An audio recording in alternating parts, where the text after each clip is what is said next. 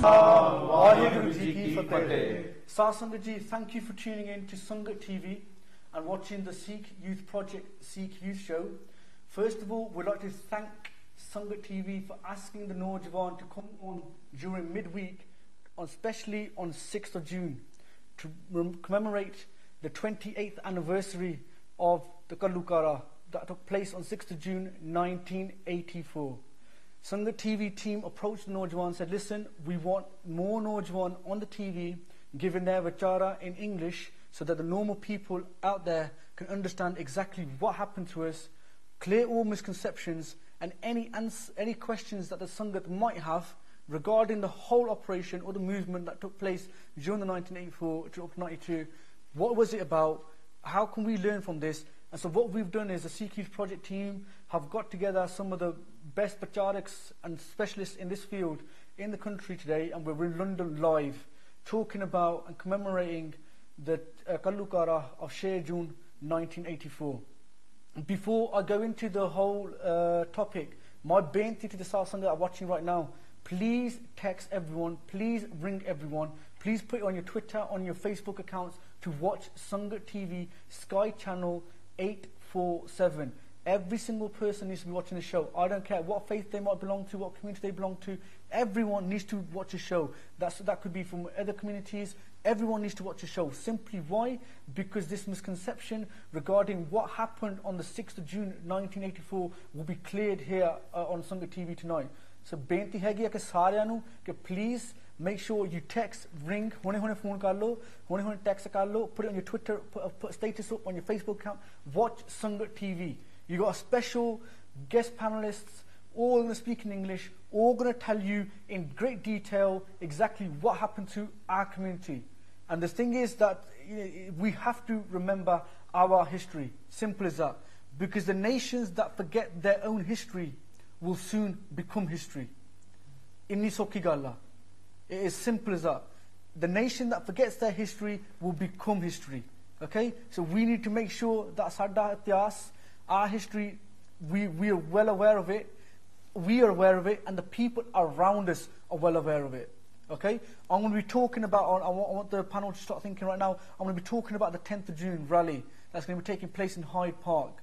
A national rally that's going to be taking place in this country. I want to know what's that all about. Why should people attend that particular rally? Okay, I want you to think about that. But before I go into those, into the actual topic and introduce my panel, I've got a quick 2 announcements, just very quickly. First of all, Sangat TV has been doing a bit of a collection recently in the past few weeks for Tarmi Fauji. Tarmi Fauji were Indian army soldiers that are Sikh that deserted the army when they were given the orders to attack Sri Darbar Sahib. So they said they're not going to attack Sri Darbar Sahib. As a result, they had to leave the army. But those Singhs never got jobs. They were never given any compensation. They were never got any of the normal what's called support mechanisms in place for other things. They never got none of that. As a result, Sangat TV have been collecting for donations for them, Tarmi Fauji, and I can tell you that they've wanted to let everyone know that so far they've collected £75,000. And if anyone wanted to see their accounts, he's going to go. Sangat TV account studios are open. You're more than welcome to come to the studio and see exactly where the money's come from, how much is there in the account, and where it's all going to go. Sangat TV wanted to announce that, and for myself, Dhanavad. Thank you to every single person that's contributed to any cause that's helped apne log where they've given contributions or seva for our people, because I think we never end to do that. Our mechanism, our ethos is Sarbata Pala, helping everybody, and we're going to stick by that regardless. I said that on the last show also, but sometimes it's nice to help our own home, clean our own home also. And if ultimate sacrifice is, if we can't look after their families, right, or look after them, then it can't be marana. So I thank Sangat TV, and let's let you know that they've raised £75,000 so far. Also, second announcement before I go into the show, guys, just very quickly, and it gives the audience a chance to quickly text everyone, ring everyone, because they can see who's on the panel today. So they're going to be already ringing saying that these things are on there. So let's get the message out to everyone watching Sangat TV for the next hour. You got a whole hour and a half, hopefully, to do English prachar on what happened to our people. And if you didn't know, if you got a misconception, the text number is going to be coming onto your screen in a few moments. Please text us any question you have regarding Sanjana Singh Ji Khalsa Pindramale, Operation Blue Star, the movement, anything you want that's bugging you, that's always kept you away from the rally or kept you away from the movement.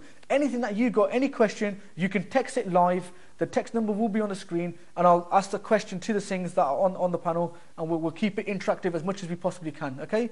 The second announcement was, Kesari Lair have been doing a petition. You can go on to kesarilair.co.uk. They started this petition just 2 months ago, and already they've got over 90,000 signatures. So that's a thank you to every single person that signed, and to the volunteers that have been going up and down the country getting the signatures, because every little helps. That's the way I see it. Regardless of what Jathebandi, what organisation, what movement is doing, whatever it can, collectively for the betterment of the Panth, I support it. And the Sikh Youth Project, and I think everyone else on the panel would 100% back me on that and say we support anyone, everyone that does something for the betterment of our Panth. Okay? So the thing is, they've got 10,000 more signatures to collect. So if you can go on to kesarilair.co.uk, download the form, and then bring it with you on Sunday, we'll collect it there. And we can get 100,000 signatures handed in. Let's get the process started for a debate to take place in Parliament. Let's get our Parliament, the people that we vote in every year, every time's election, we vote in. Let's see where they stand. This is an opportunity now. Everyone, sare stage jaake, godha jaake stage jaan speech din there. Let's put the money where the mouth is, basically. So let's see what they got to say. Put the petition in. Let's get the debate tabled, and let's see where it goes from there. Okay, that's one step. And I'm sure other things that are here, they'll be telling you what they've been doing, and they're doing fantastic seva also. So I'm not going to take too much of your time, Sangat, because we are very privileged to have a very special guests with ourselves today. And so I'm going to open the floor. I'm going to open the topic. But first, I want to introduce you to the panel that we've got today. We'll start with on our right here. I've got Bhai Devinder Singh Ji, Bhai Sukhbir Singh Ji, Bhai Shamsher Singh Ji, Bhai Manmohan Singh Ji, Bhai Baljit Singh Ji, and Bhai Mankamal Singh Ji. Vaheguru Ji Ka Khalsa, Vaheguru Ji Ki Fateh.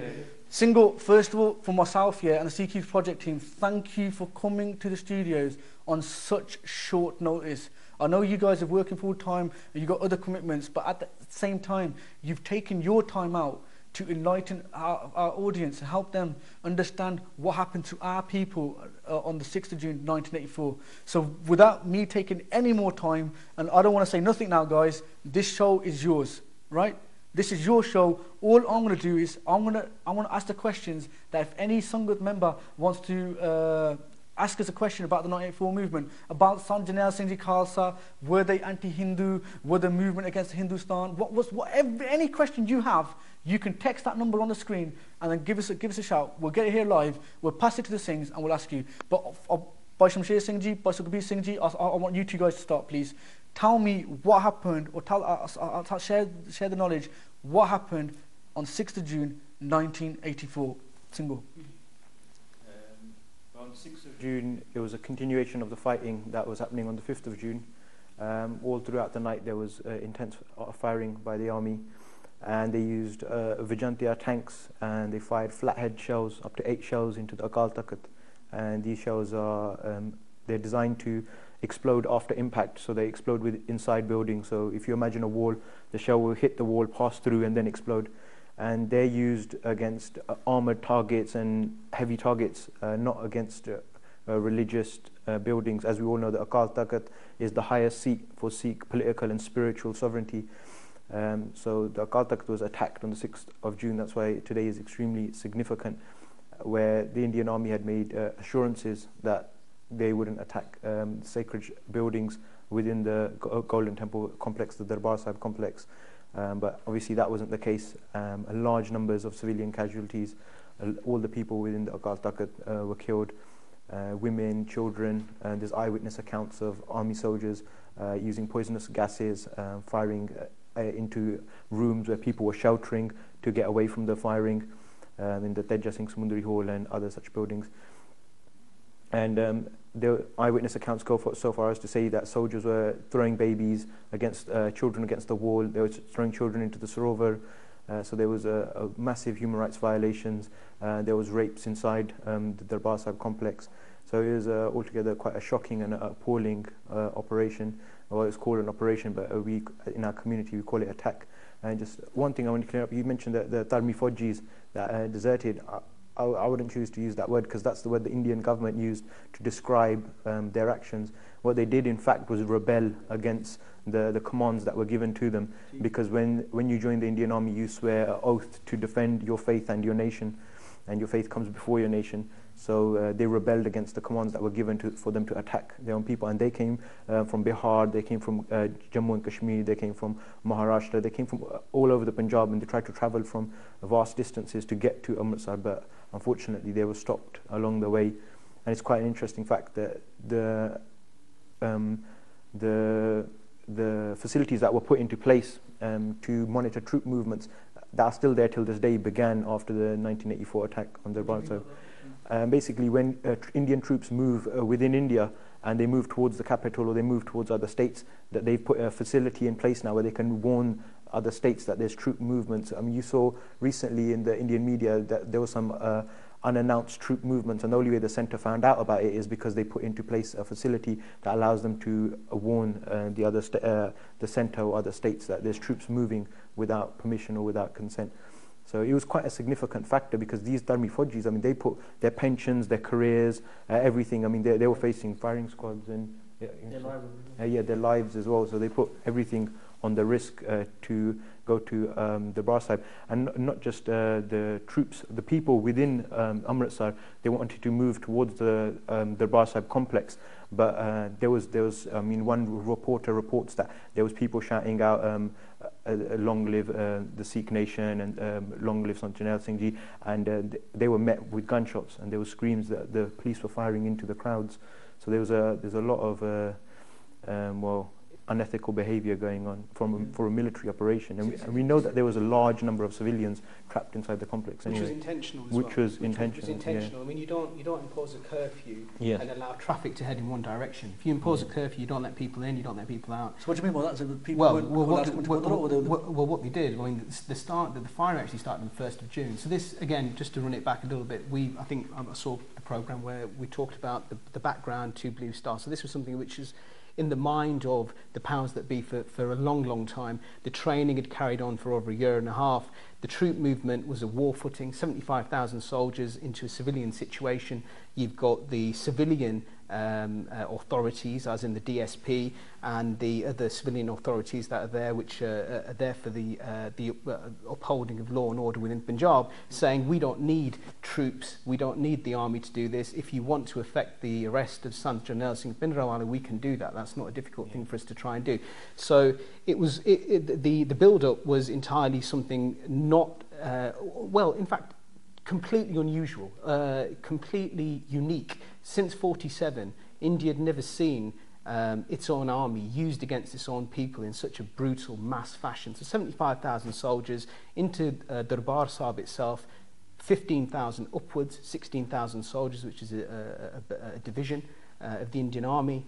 And then when we're talking about the mass murder of men, women and children, the idea, and this is what we were talking about, is a one-way street curfew, which is where you allow people to go in but you don't allow them to come out. The whole purpose of that, the intention, is to cause maximum damage, maximum amount of civilian casualties, which is going to hurt the psyche of the Sikh nation. That was the whole point of it, and we know that's the point of it, because as we've said, they allowed people to come in, they wouldn't allow people to come out. They picked the Shahidi Purb of Guru Arjan Dev Ji specifically. Now, I've heard General Bra, who is one of the leading generals involved in the Blue Star operation from the Indian side, and he's given, just from my recollection, he's given two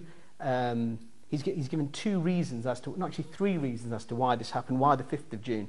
So I think in one of the early interviews he said it was a coincidence. It was a complete coincidence. So you've got military that is planning an operation for upwards of 18 months, has gone to the trouble of building replicas in the Doon Valley so the soldiers can be trained on that. It's got aerial footage, satellite information. They've got undercover operatives within the complex itself taking detailed notes, finding out where they see the militants as being and where the posts are.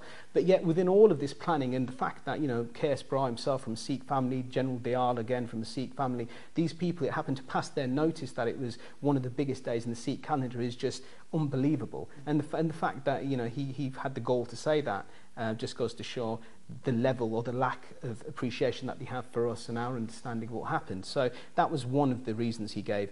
Another reason he gave, which was a later interview, which I think was around about 2004, was he said that the reason that he picked that particular date was because Khalistan was about to be declared, and we were scared that we'd be in the same situation that we found ourselves in East Pakistan when Bangladesh was created. We recognised Bangladesh, and therefore it became created. We were worried that the Sikhs would declare Khalistan, and the Pakistanis would recognise Khalistan, and therefore we'd be in a war situation. Again, doesn't stack up, doesn't hold any water at all, because you've been planning this for 18 months.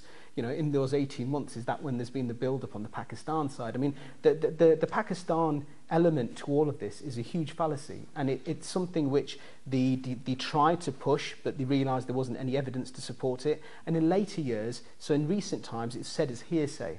It's said without any justification, without any means to try and give it any credibility. It's just said. And it's almost just by saying something that can be enough. Yes, Pakistan would have been very happy to supply arms to the Sikh movement once the uprising began, because, you know, at the end of the day, the enemy of my enemy is my friend. But it was nothing more than that. It was exactly the same situation that India found itself in East Pakistan when it helped the Bangladeshis, when we helped the Mukti Bahini by helping them with arms and weapons. At the end of the day, there wasn't any particular love for the Bangladeshis particularly, but they were joint in their hatred of Pakistan. In the same way, Pakistan would have helped us, not for any real sort of depth of feeling for the Sikhs, but simply because that would hurt India. Fantastic. That's some very good points there. I've got about 46 questions come through already, yes, Sangat, but I'm loving what I'm hearing so far. Someone's question, you mentioned, Baisab, you mentioned gas masks, right? Isn't it against the Geneva Convention to use, internationally, to use gas in any civilian areas? I believe it is. So it is, yeah. Poisonous gases as well, that's definitely illegal. Just one thing I wanted to mention about the weapons and from Pakistan. That's one of the biggest myths as well. I mean, later on is another issue, another debate as well. But before 1984, according to army soldiers and according to witnesses and pilgrims, there was no sophisticated weapons. There were 303 rifles, single-shot rifles, very basic weapons, the same that every majority of Punjabis have still today. So that's one of the biggest conspiracies about that. In regards to what I was saying about Pakistan, the Daily Telegraph in London, June the 15th, 1984, wrote, "The government is now energetically insisting that the Sikh insurrection in the Punjab was a deep-seated conspiracy of a certain foreign power, or when pressed, claims that some of the terrorists were trained in Pakistan. This is the first time that such a claim has been made, and it smacks of Mrs. Gandhi playing the familiar old Pakistan card for all it's worth. After all, there is an election looming on the horizon, and a touch of war fever may not do any harm. In the long run, sure, this sort of propaganda will not solve the Punjab's underlying problems." That's just touching on one of the major issues of why the attack happened. Indira Gandhi was able to split the opposition and unite the majority Hindu vote. And again, there's countless quotes for that. We can go into that later on. But I just want to mention that about Pakistan. No, thank you. Go on. It's just the Indian media that mentions how it was all about the terrorists and everything like that, where in fact the international media, such as The Guardian and The Telegraph, by as pointed out, is mentioning that India is playing political games with the Sikhs. They've got legitimate demands, political, economic and social demands, but India speaks about, the government speaks about communal tension, it speaks about religion, it tries to split the population, the Hindu-Sikh population on religious lines, and tries to throw in all these other angles. But the international media at the time fully recognized that it was about the Sikhs' legitimate economic, social and political rights. Sangat, keep that going. I was going to quickly announce, Sangat is beinti to every single person watching. Look, you've seen it for yourself, the depth of knowledge these things have, yeah? So it's important that we get the right message, clear the misconceptions. So beinti to every single person watching, please text a few people, ring a few people to watch the show. We're on till 10 o'clock tonight, and depending on your response, we might, what happens, right? But the opportunity is here for you to ask any question regarding 1984. I don't care what faith you belong to, what community you come from. If you have a question regarding the uprising in 1984 or the attack on the Golden Temple, not Golden Temple, but Sri Harminder Sahib, and you want to know what the real story was, you've got a guest panelist here today with us that are prepared to come on live TV, and whatever question you might have, they'll answer it straight up. There's no issue with it whatsoever. I've got loads of questions coming through. The text number's on the screen. Please text. Don't ring the number, please. Just text us what your questions are. Secondly, if you want to find out more information, you can also join us on Facebook, if you're on Facebook, which is Sikh Youth Project. It's facebook.com/Sikh Youth Project. Join us, we'll get you added on. What all the links we have. The whole program today is about 6th of June. We're commemorating the 28th anniversary of Operation Blue Star and what we call the Kalukara, right? The Holocaust in one respect, yeah? Because this was a mass organized crime. It is a crime. Because we can prove, and I'm hoping that the panelists will prove without a reasonable doubt that this was a crime, and evidence to substantiate that particular claim in the respect of people are saying, one of the questions, quite a few questions, I'll come back to the question before I go into my topic single, they're asking is, was Sanji anti-Hindu? They're saying that was Sanji against Hinduism or something? Why was the Hindus against Sanji? Anyone want to quickly specifically think? With regards to that particular, that's a very common misconception that people have, that Santaji was somehow anti-Hindu. I think a bit of a problem here also comes from how people perhaps interpret how somebody speaks as well. You know, Santaji was somebody who wasn't prone to talking like a politician, because he wasn't a politician. He said what he felt, and he said absolutely what was right. And if you listen to anything that he's ever said, if you listen to any of the speeches or you read any of the letters that he's ever written, there isn't any anti-Hindu sentiment in there. I mean, there was a particular incident where he was at a point where some of the Jatha was in prison, and this is quite a commonly known story, but they built a small area within the prison where they could have, they could give them like a little small gurdwara, if you will, and that was to help the Sikh prisoners that were in there to kind of become more in line with their faith, give up the intoxicants that you'd have in prison and just bring them into more chardi kala. So that was something that he did whilst in prison. Apparently some of the Hindu prisoners started to ask, well, we don't seem to have anywhere, we don't have any place like that. And he actually had built within the same prison complex from the Jatha's own money a small area where a mandir was made as well, where the people that follow that particular faith could go and they could worship as well. Now at the time, Santaji was being, wasn't stalked as such, but there was a reporter, Ravi Sharma, I think that may have the first name incorrect, but certainly his surname was Sharma, and he wanted to put, as he saw it, a more balanced picture of what the Sant was like and what he was doing. And he had a telephone conversation. In this telephone conversation, it became apparent that this is what the Santaji had been involved in, setting up a mandir in the prison. And the reporter said, oh, that's brilliant, that's really good. I'll go and take a photograph of that, and we'll have that, and we can take it and I'll get it printed in the newspapers, and it'll show a different side. And Santaji said to him, you can go there, you can take all the photographs you want, but I guarantee you'll not get them published in any newspaper in India. Which is absolutely right, because he was well aware, he wasn't naive, he was well aware of the bogeyman that he was being cast as, and there was no area within any media outlet within India. And obviously you've got to try and remember, this is almost 30 years ago, it's 28 years ago now. The only television station was a state-owned television station, Doordarshan. All of the media, as in the print media, which is pretty much all there was being centrally controlled by the government. The government were using the likes of Lala Jagat Narayan and other Arya Samajist media moguls to try and basically depict the Sikhs as being these crazy militants who had no real credible arguments, didn't have any real credible case. And this was all it was about. The bottom line of it was very, very simple. What the Sikhs were talking about were greater rights for the Punjab. That's fantastic. All of Punjab. And of course, India didn't want to negotiate. And the best way to do that, if a Sikh is saying it, so if these same demands were made in Gujarat or in another state, it wouldn't have had the same effect. It was the fact that we're seen as a minority that then they can use the secession argument and say, well, actually, you're after independence. It's not your rights that you're talking about. You're talking about a separate state. Once you do that within India, India is so, I suppose, is so nervous of the idea of national disintegration. Right. That's all that needs to be said. If anything, you want to justify almost any action in India. If you say it's for national unity, then that's absolutely fine. You can do pretty much anything. And that is what happened in Punjab. Right. But Baji, fantastic points coming through. I've got a lot of questions coming through. Beinti again to the Sar Sangat, please watch Sangat TV. Tell everyone to watch it. We're going to continue the show. We're going to take a few minute break, just a quick 2-minute break for Sangat TV, and then we're going to be back. So Sar Sangat, please keep watching the show. Let everyone know to watch Sangat TV today between 9 and 10. The Sikh Youth Project show on Sangat TV. Waheguru Ji Ka Khalsa, Waheguru Ji Ki Fateh. Waheguru Ji Ki Fateh. Sar Sangat Ji, welcome back to a special midweek program done by the Sikh Youth Project for this youth show.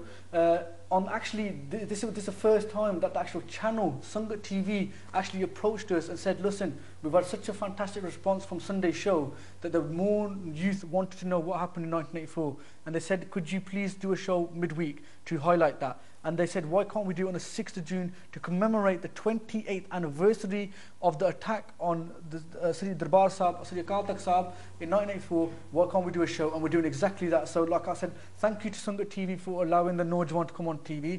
And secondly, thank you to the Naujawan that have come on TV. So if you missed the first half an hour, you've already missed a fantastic show so far. We've getting a lot of feedback. Of the questions gone up to 122 now. So you have to bear with me, please. If you have got questions, text the number that's on your screen right now, and we will try to answer any misconception, anything that's bugging you regarding what happened during 1984.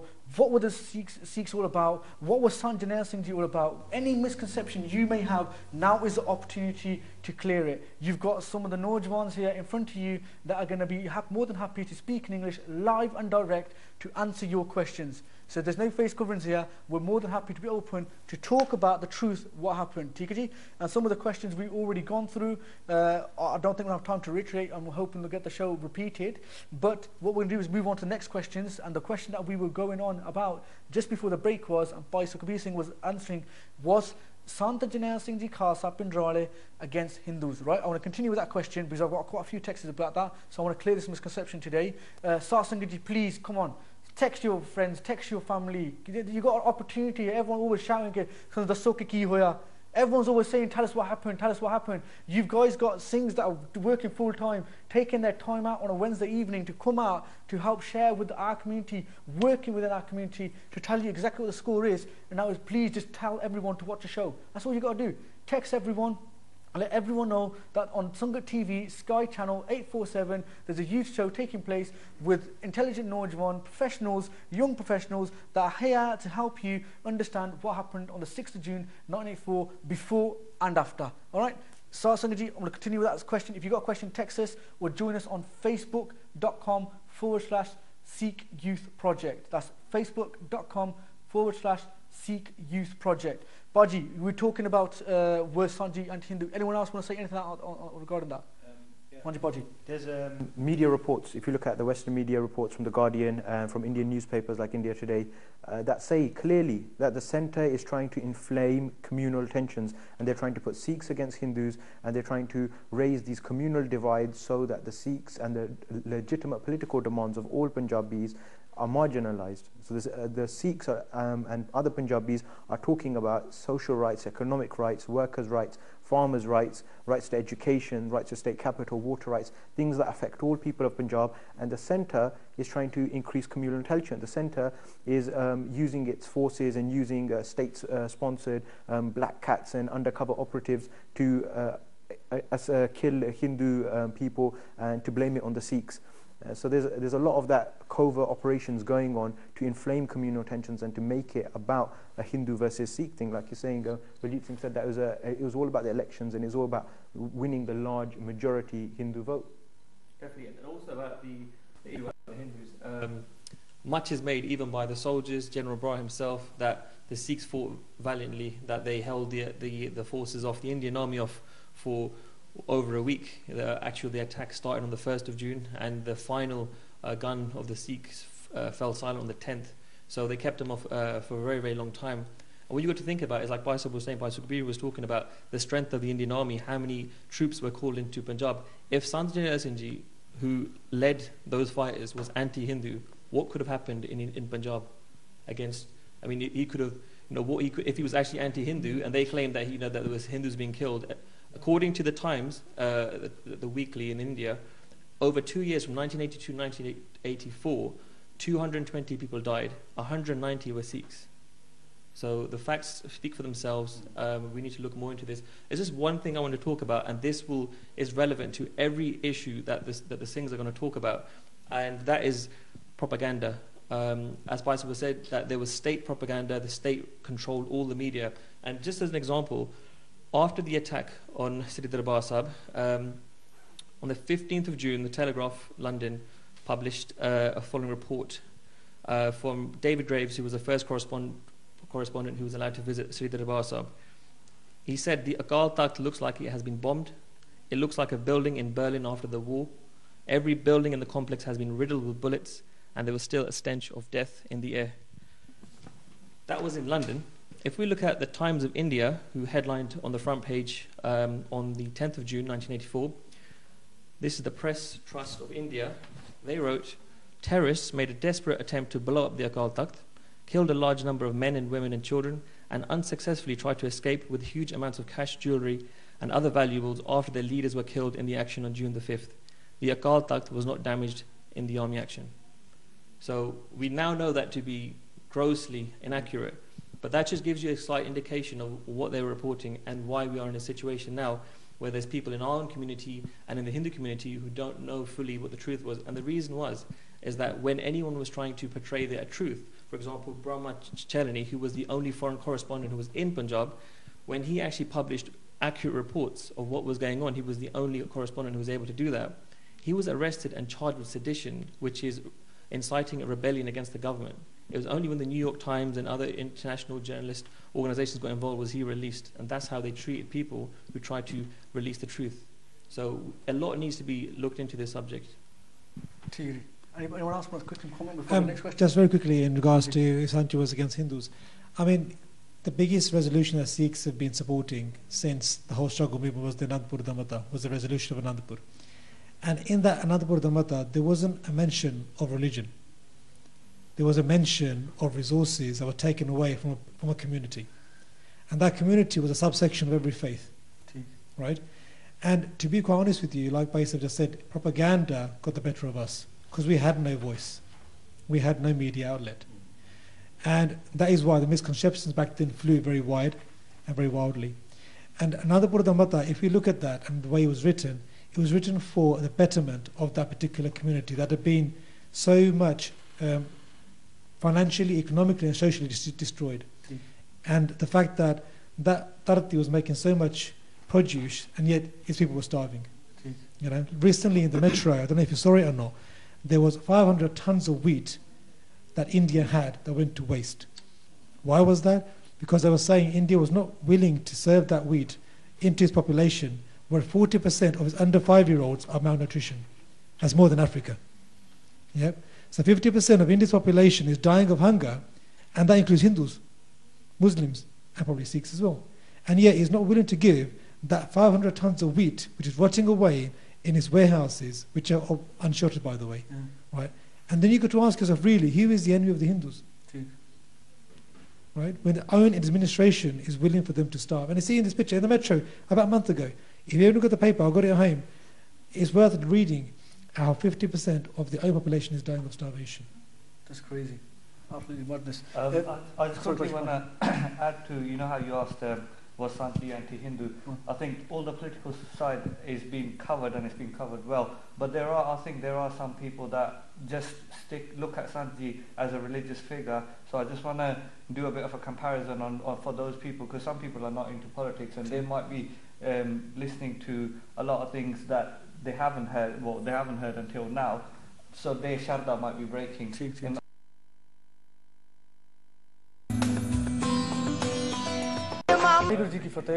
Sorry about that, we had a bit of a technical fault there. I'm sure more people can guess where that fault could have occurred from, but I won't say no more here.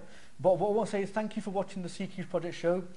Please let others know that there's a show right on until 10 o'clock tonight that's going to be talking about what happened today, 28 years ago, any questions you have regarding Operation Blue Star, why Sanjay Singh Ji Khalsa was at Sri Harminder Sahib, any question whatsoever that's put a doubt in your mind against the Sanji or the Sikh movement, please ask that question now. The Singhs so far have done such a fantastic job to explain to you the media blackout, the media propaganda, what happened before, what happened after. They've also explained to you that a lot of people asking the question, was Sanjay Singh Ji anti-Hindu?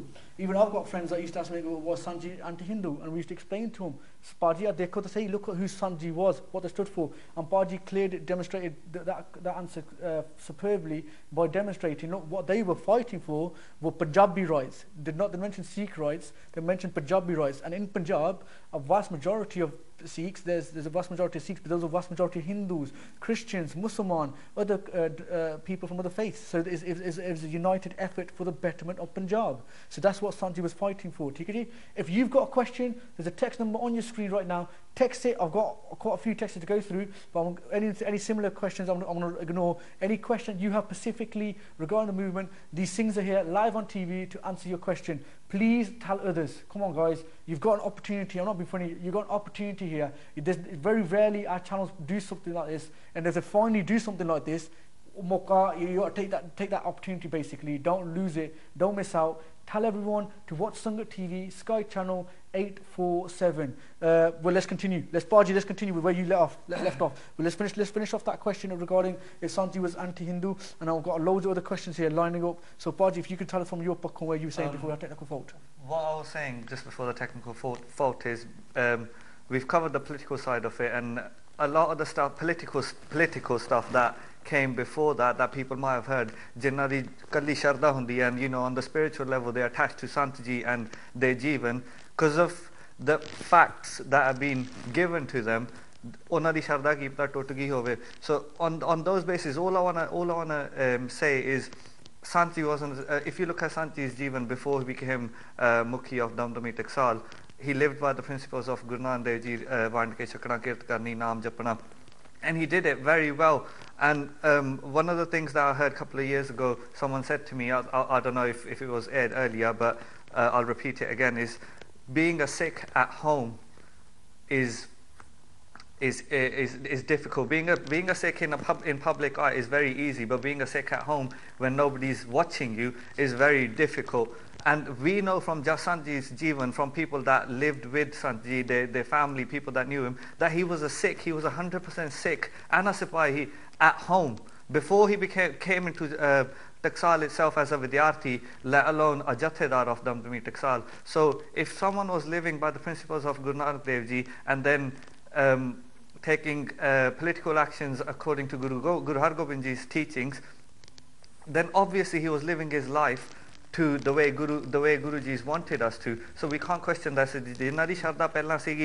Ignore all these things which are pointless. They haven't got any evidence or truth behind it. Sharda banai rakho. And just one more thing, how Santji can't be anti-Hindu, because back then, I personally think, and it may be biased because I'm a Sikh myself and I believe in Guru Hargobind Ji a lot, is when Guru Hargobind Ji was told, and Guru Hargobind Ji's time, when people were told, when the government of that time said that, you know, koi bhi kalgi nahi la sakda, takht nahi rakh sakda, kode shastra nahi rakh sakda, he did exactly the opposite, and the Kal Takht was higher throne than Delhi itself. So there was a lot of people, not just Sikhs, Hindus, Christians, Muslims, that came to Santji for the domestic local disputes. Why? Not just because of Santji's Jeevan, it's because my belief is because it's a higher throne. It's a higher throne. You're more likely to get justice from Akal Takht than anywhere else. Yeah. I've got a list of questions. What I want to do is I'm going to throw them all at you, yeah? And I want, like I said, this is your show. I want you to answer these questions. I'll say the questions out. You guys answer. I'll write the next lot down. Okay, people asking, first of all, why did Sanji go to Sri Harminder Sahib? Why was Sanji held up at Sri Harminder Sahib? Why did they take shelter there? And why do they have guns? So I want those 3 questions, I want the panel to answer to the audience first. If you've got more questions, I've got questions lining up here, yeah? So let's start with that one. I'm trying to get into some kind of chronological order here. So we go by one, make sure any myths are dispelled. Why are we doing this show today? The reason we're doing this show today is because on the 10th of June, there's a national organised rally protest, yeah, and remembrance. A one day in the whole year where the whole Sikhs from all over Europe or all over the country can come together and reside in one destination point, come together in solidarity and unity in remembrance from all those innocent people that were killed during Operation Blue Star, Operation Woodrose, Operation Shuddhikaran, all these different operations that took place in November, anti-Sikh pogroms, all these things, one day in the whole year. And we've seen it, we've seen other communities, and I'll quickly just touch upon this. We see the Jews remember the Holocaust every year without fail. They have a specialized ceremony, yeah? Not only they remember it, but they make sure that every single other community knows that they're remembering it. Theek hai ji? So why have we got Sikh people in our community that seem to be going against it? I want to talk about this also. But guys, why was Sanji at Sri Harminder Sahib? Why did they take shelter there? And why did they have guns? Guys, go for it. Firstly, Sanji was a pracharak, who was a preacher of the Sikh faith. A preacher is going to be located at a Sikh institution, like Darbar Sahib. Also, if we look at the historical precedent, Gurdwara aren't just religious places. They're places of spiritual and political sovereignty. They're places that represent the Sikh ideals of Saint Soldier, Sant Sipahi. Our Gurus fought, Guru Gobind Singh Ji, for example, fought various wars from Gurdwara.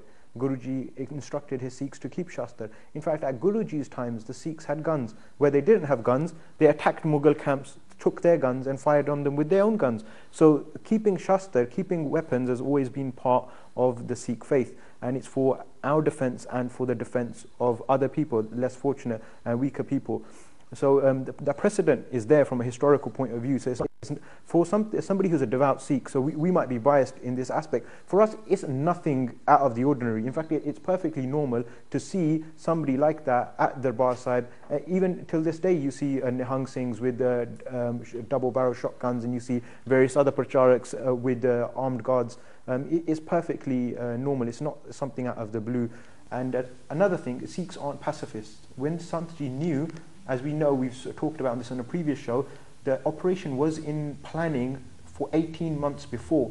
The Sikhs knew there's various people that rebelled against the army and came to the Sikhs. General Subeg Singh had an illustrious career in the military, and he fought in every single war in his career in the military. And we had other people that came from the military and to the police and informed Santji and the Sikhs of the plans of the military. So they knew that there was going to be an attack. So they did what any sane person would do, was they took measures to protect themselves from a vastly superior force, which was the Indian government. As we know, they used poisonous gases, they used helicopter gunships, they used tanks with explosive shells, they used heavy machine guns, they used rocket launchers. These all took sorts of heavy machinery. So there's nothing strange in Santji being armed, or even in fact being at the complex, because Santji wasn't a criminal, he wasn't a fugitive, he wasn't hiding, he was a pracharak, and that's where he resided. In fact, the Sangat asked Santji to come there. So if anybody... So there was just one thing, you know how the question is, why did Santji take weapons at the Darbar Sahib? The question is just, I don't think it's the right question, because if you look at all the Panch Taks, the highest thing in the Taks from day one has been Shastra. Yes. So are we asking those Shastras were taken by Santji? That can't be right, because they've always been there from the time of Guru Hargobind. Our Gurus had guns, they had cannons, they had muskets. It's always been like that from back in our history. So the people that ask these types of questions... Because of reasons like the Operation Blue Star, that's why we have... It's because of reasons like that. Is how many times have the Sikhs been attacked by superior forces like the Mughals? We've needed those Gurdwara that were there, where there weren't people, there weren't people which necessarily were Shastra there, and there weren't people there to defend them. They were attacked equally as well. well. Yes, So they it were, kind of yeah. it gets over the. It's not really an argument if they're to say that that's why he went in there. I mean, with Santji, I just something quite straightforward and very simple. You know, a man's defined by what he says and what he does. So you look, you know, for those that are interested, want to find out, don't take hearsay, don't take somebody else's opinion, don't take some stupid video that somebody's posted on YouTube that gives, you know, facts which aren't real facts. Look at what he said, listen to what he said, read about him, read about what he did. Gani de karni de pure. It's a very easy thing to say, but it's very hard to do. And he did that entirely. What he said, he did. And the fact of the matter is, if you don't like Sant Jarnail Singh Bhindranwale, if you don't like them, you don't like Sikhs, because I can't think of somebody who encapsulates the ideal of a Sikh better than him. Not certainly that's lived in my lifetime. I think, you know, one thing I want to jump in and say on this, I think the nature of the questions and the way the questions have probably come, we've probably jumped a few steps here, and we're going straight onto the defence of why Santji had to go inside and why the Sikhs had to defend. But if we take it back, I mean, you've eloquently said about how Akal Takht Sahib sits within the Sikh psyche, and the moment the foundations of Akal Takht Sahib were built, we were free people. You know, from that moment on, we were free. And that has always existed in the Sikh. There will always be free thinkers, free people. And if we take back, we talk about 84, let's take this back to post-47. There were several morchas, several high points that we had to have. We had to go through Punjabi Subha Lehr, in which, you know, we had thousands of arrests. I'm talking about, you know, literally 60,000 arrests in the 60s, just to defend the Punjabi language and the right for Punjabis. Then you've got the demonisation of the Anandpur resolution. Then you've got during the emergency, the emergency of the mid-70s, out of the 140,000 arrests in the whole of India, 40,000 of those arrests were Sikhs. So you've got mass arrests there. You've got Dharm Yudh Morcha, mass arrests at the Dharm Yudh Morcha. So this build-up of you know, Sikhs using peaceful demonstrations, you know, had exhausted. It had come to that point where, you know, there was a big history, and it came to that point where, you know, the arms were picked up, you know, and it had to be taken down that route. So let's not say that, you know, all means weren't exhausted. There's a big history here. Yeah. There's a big history of you know, 40 odd years. Exactly, and, you know, peaceful demonstrations taking place for the last 47 years. Peaceful demonstrations in the face of police brutality and state brutality. Exactly. Peaceful demonstrations where the demonstrators were getting fired upon, and laws were being passed to stop more than 5 people gathering, but people still came out. So, I mean, it's an excellent point. We can't fail to stress that enough, that there was years and years of peaceful demonstrations and negotiations in the face of brutality before 1984 happened. The thing is that people say that why was Sanjay Singh at Sri Harminder Sahib?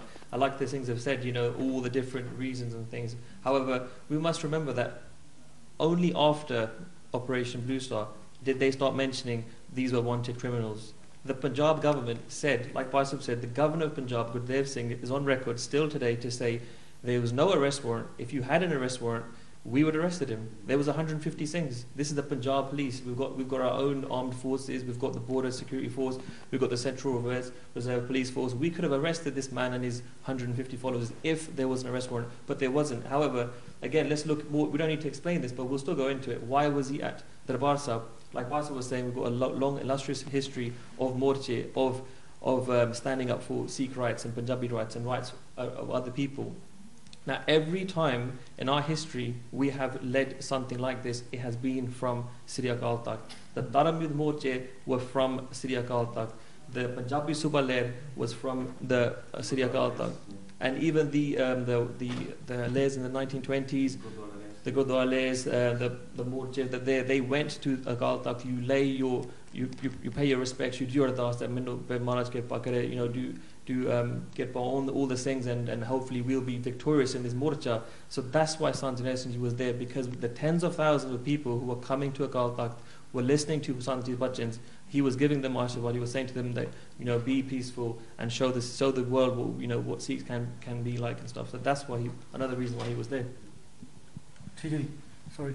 Just the one last point is, if Sant Bhindranwale was such a big target, and if he was such a big threat, he could have been taken out very early on than the 6th of June, or since the whole operation. If you look at most of the prachar he did was at the top of the Akal Takht, which is open air building. And if you look at around the Darbar Sahib complex, it's hundreds of buildings around it, which are higher actually, some are higher. Hotels and some other complexes which are around it. If they wanted to take him out, just Bindrawali out, or some of his close men, they could have got snipers, they could have used more technology to their advantage and taken Santji out very easily. But that's a good point though. Why didn't they use over 50 different techniques to use, internationally recognised techniques to use to take somebody out of a building, yeah? Why didn't they employ any of those? What was the reason? Because they wanted to attack. Yeah. I mean, that was the whole point. That was pretext. The whole point was that they wanted to attack the Harminder Sahib. They wanted to kill a lot of civilians. They wanted to cause maximum damage, and they wanted the Sikhs basically to shut up. Exactly. I can't believe that. This is the very important point. This is India, bro. They've got all the arms. This is our country. Yeah. This is where we've done so much sacrifice for. World War I, II, we helped the whole world, right? If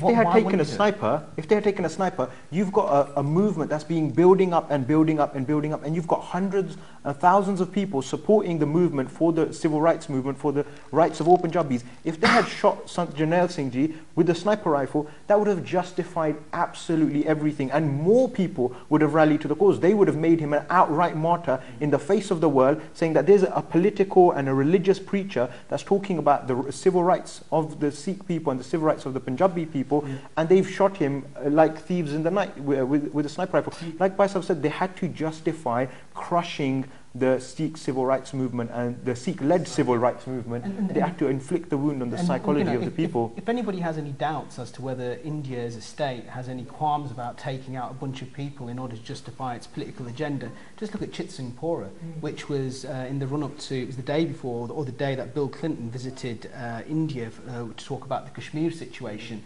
And over 30 Sikhs were massacred in a village in Kashmir, which was, again, something which hadn't ever happened in the insurgency period within Kashmir. But it was purely done in order to make a political point to the Americans that this is the sort of thing that goes on.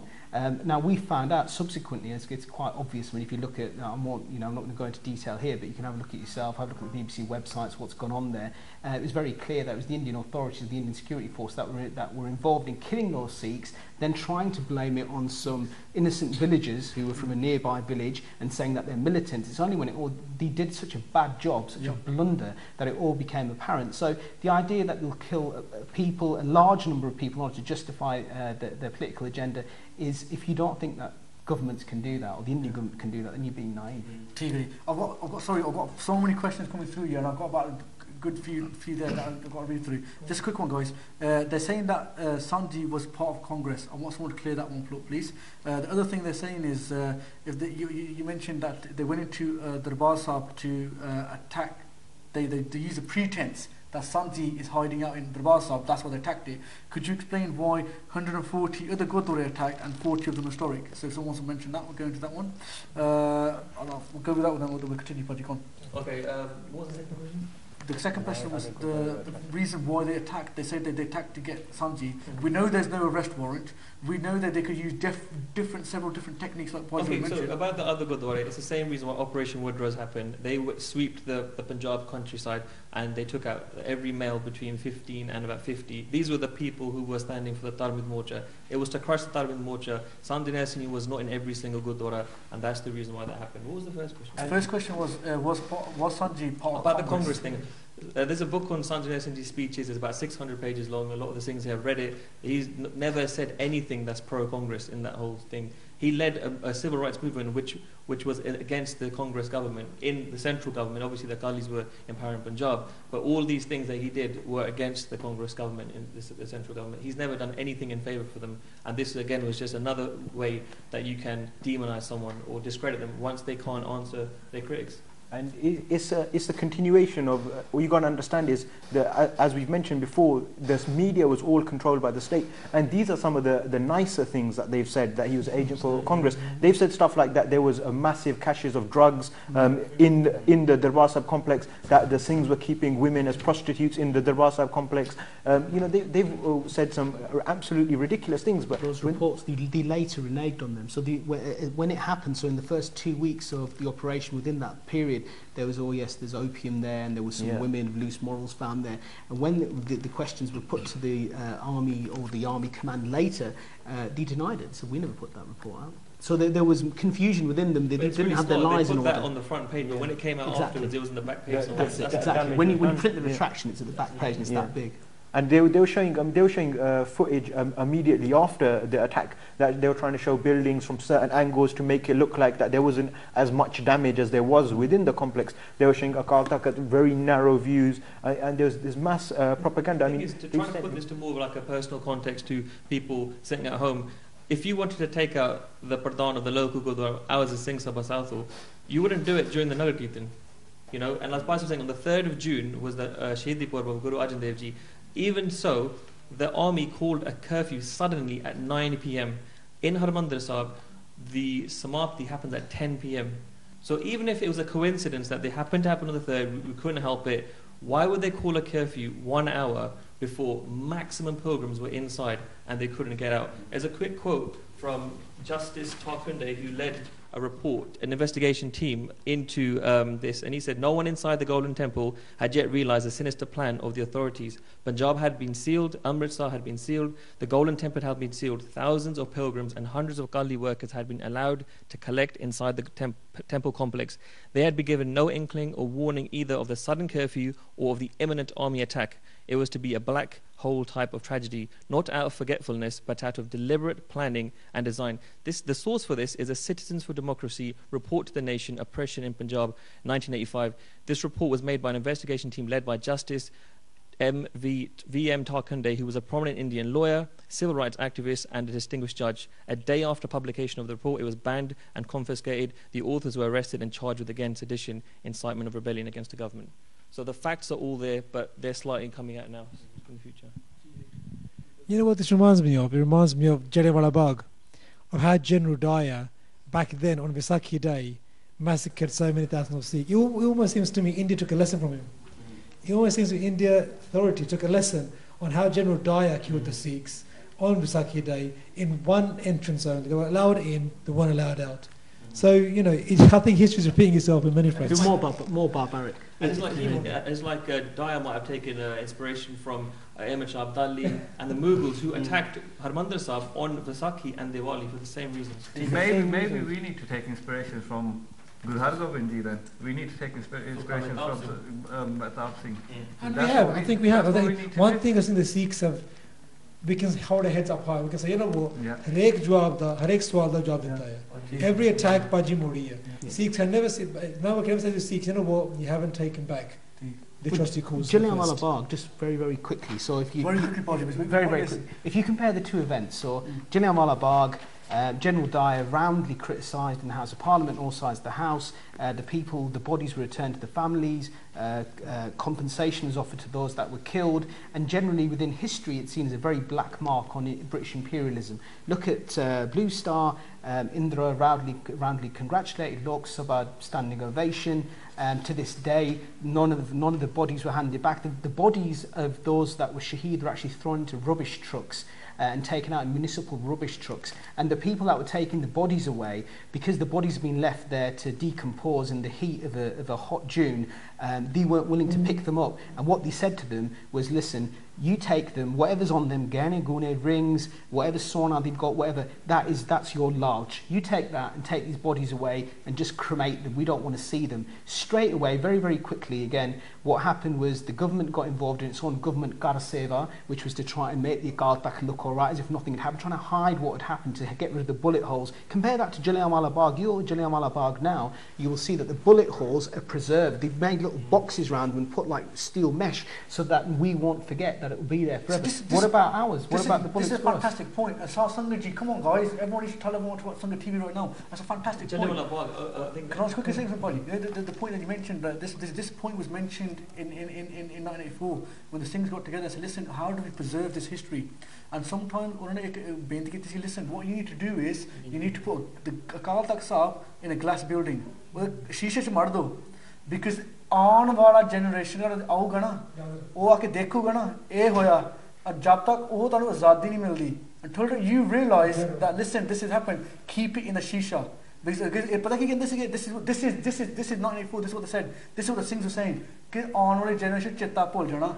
They're not even going to get together to even remember this. And this brings us back to that point on the 10th of June. Single, we've got 15 minutes left here.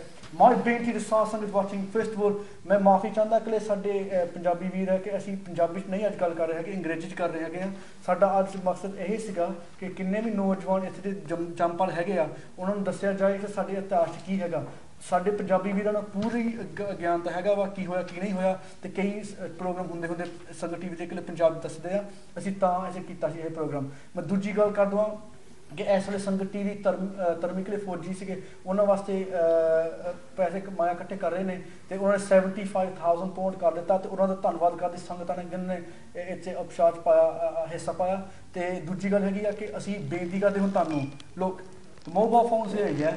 I've deleted every single message, not deleted, gone through every single message with the phone.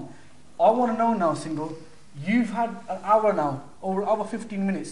Every single person out there's been watching. The whole point was to make every single Sikh aware of what happened to us. It wasn't a militant movement. It wasn't an extreme movement. Sanji wasn't in the wrong. You've done it without a reasonable doubt. You've proved every single point. Yeah, you've smashed it to bits. It comes through the last 15 minutes or show. Why should we attend the 10th of June? And if you are going to attend, yeah, what I'm going to do is I'm going to do this live on TV. And this is the Sikh community for this is for you now, just to show you the point I raised was because the onward generation are going to forget about it. Let's show them on live on TV. I'll put the phone up right in front of you so you can see how many people text in and say yes. We will be coming. Yes, we will be encouraging others to come. The Gurdwara are still open Thursday, Friday evenings. You can still book your coaches now. You can still book your seats now. 10th of June, this rally and freedom rally in remembrance of every single shaheed for the whole movement. That's what we're doing.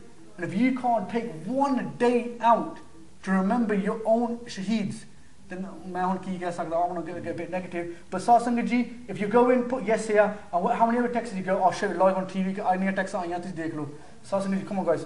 I just, I can't, further to what Kam Singh said here, remembrance makes such a big part of our Sikh culture. It's ironic that our Ardas is a whole journey of memories.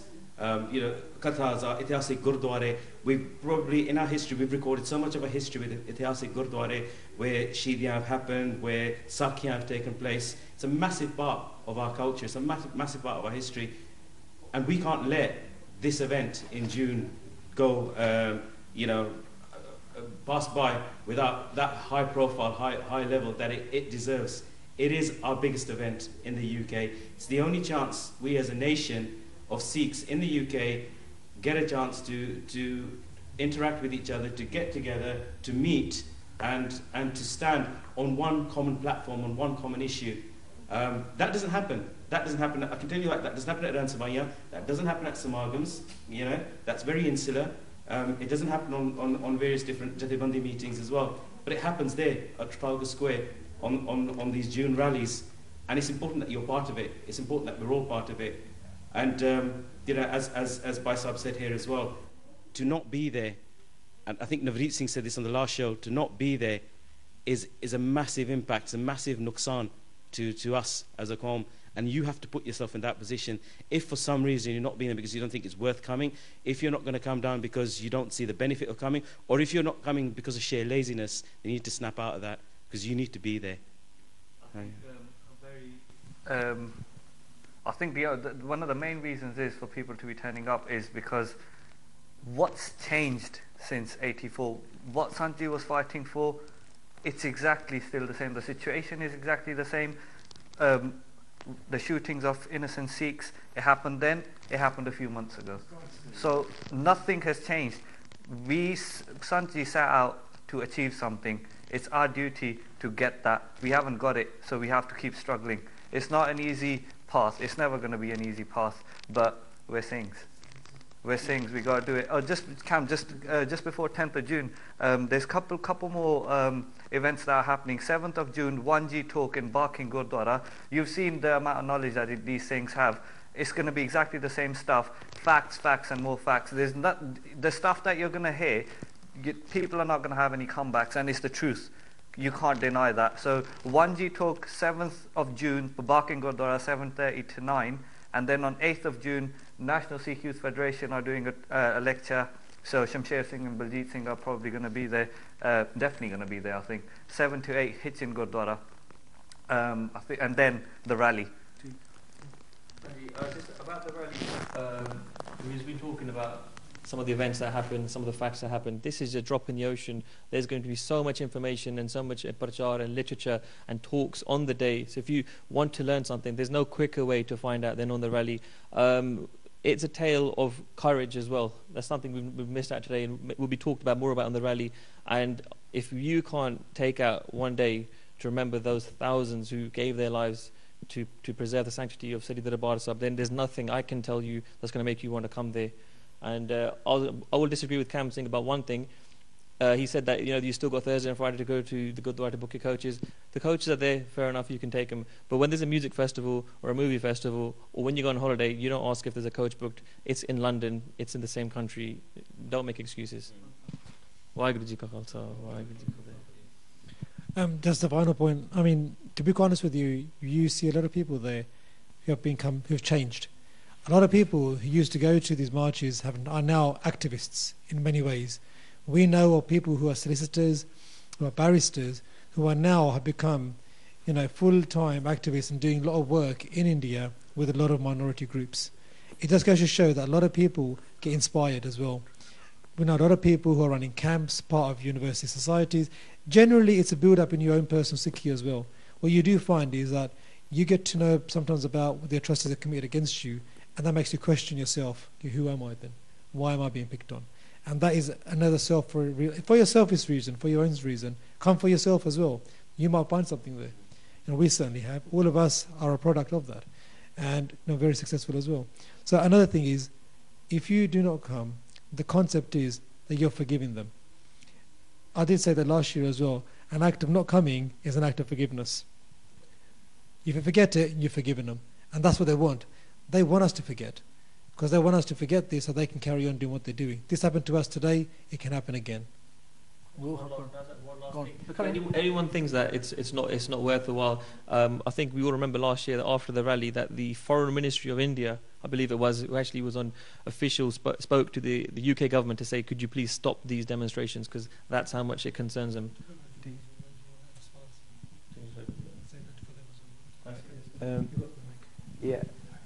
Basically, the reason the attack happened was so that Sikhs will forget, so that Sikhs will stop speaking about their rights, the civil rights of Punjabis and Sikhs within Punjab.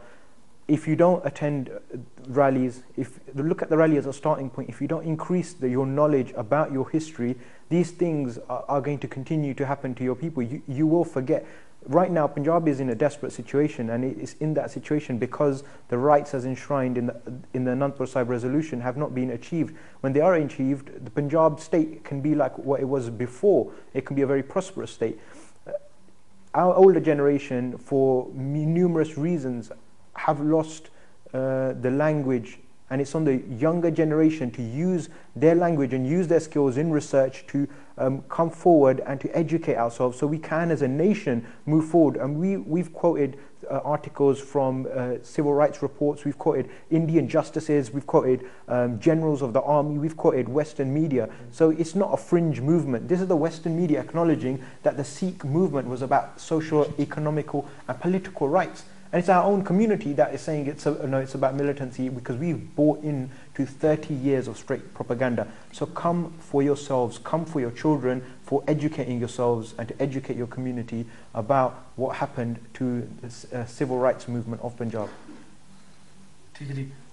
Yeah, well, clearly, please come to the march.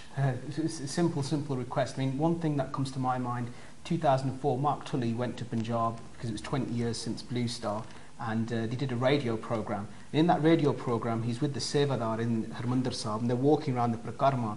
And in one particular area of the Prakarma, the marble, which is white usually in other areas, is pink. It's got like a dark red hue to it. And Tully asked, why is the marble here a different colour? What's wrong? And the Sevadar said, well, this is where they stacked up the bodies of those innocents, the children, the women, and the old men, whoever. They stacked up the bodies, they left them there. Now their blood soaked into that inanimate marble. So to my mind, that marble's not forgotten. It still bears testament to what happened there. Are you really sitting at home thinking that you have less depth within you of love than an inanimate piece of stone? Because that's not forgotten. How can you? Wow. Wow, that's fantastic. Funny. I think I've said earlier why people need to go, but I'll reiterate again the Sikhi side of it, because at the end of the day, without Sikhi, you can't fight anything anyway. So if we're Sikhs, we need to show them they want to get rid of our Dastara, they want to get rid of our Sarup. Just be there in your Sikhi Sarup. Because I read this, I came across this Bani a couple of days ago, and it says, Gur Sikhi Bari Kha Khande Tar Gali At Pidi, Othe Tike Na Parhara Chal Na Sake Uppar Kidi, which basically means path of Sikhi is like a sword edge and a narrow alley. Mosquitoes and ants can't stand there. So be a Singh, it's in your name. Be there, show the world that you haven't forgotten. Show the world that by being there, just with your Dastara, just with your Sarup, even if you're not a Kesadari Sikh, just be there. Because it makes a difference. Baljit Singh has made a very good point. Last time it shook the Indian government, it's going to do it again. Fantastic. Sangat Tv, first of all, thank you for everyone watching the show. Thank you for everyone taking part in the show. We're sorry we couldn't have taken live phone calls. Thank you for your texts. I want to quickly wrap up in a literally couple of minutes, yeah?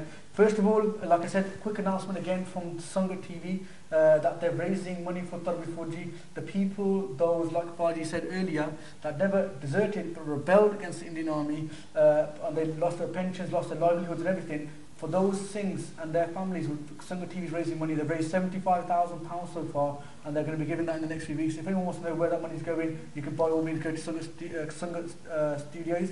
I want to quickly mention a couple of things. First of all, quickly, my thank you to every single Naujawan here. You guys have done such a fantastic, tremendous job answering every single question, misconception that anyone out there might have had against the movement or against Sanji, or why Sanji was there. You've smashed it to bits. There wasn't anything you could add to that. That's fantastic.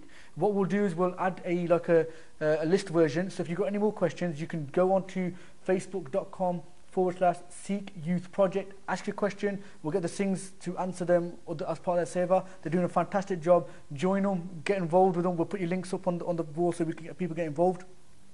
My Benti quickly, Kesri Lair doing the petition, they've got 90,000 signatures, they need 10,000 signatures more. Download it, go on to kesrilair.co.uk to download the form and fill it in. And the other quick one I've got to quickly mention now is what the Naujawan are expected to do. This is what the Naujawan, they had a meeting in Birmingham about 4 weeks ago, and they said what the Naujawan can do. And the dress code that they came out with was orange Dastara, right, black shirts, and black jeans or whatever you have, but it has to be 100% orange Dastara.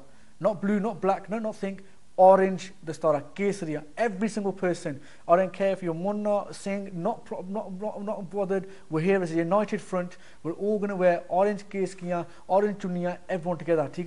The second thing that they said is, if anyone wants to do anything as a youth thing there on the day, there's no point there going there doing Khalistan Jagare. You're talking Punjabi, right? Because it's an English medium. They need to. What constructive ways can you do to get out there to get a method in English, right? So the Beinti is what we can do. Some of the things that they're doing is they're having coffins raised. They're going to make coffins. Some people are going to have black masks over with nooses over. All these things. Go on to facebook.com, Sikh Youth Project. All the information will be on there. If you've got any suggestions, let us know. Thank you, Sangat TV, again, for allowing us. Thank you for watching. If we've said anything wrong, we apologise. Apart from that, we hope we see you again very soon on the show. We'll see you 10th of June rally. Waheguru Ji Ka Khalsa, Waheguru Ji Ki Fateh.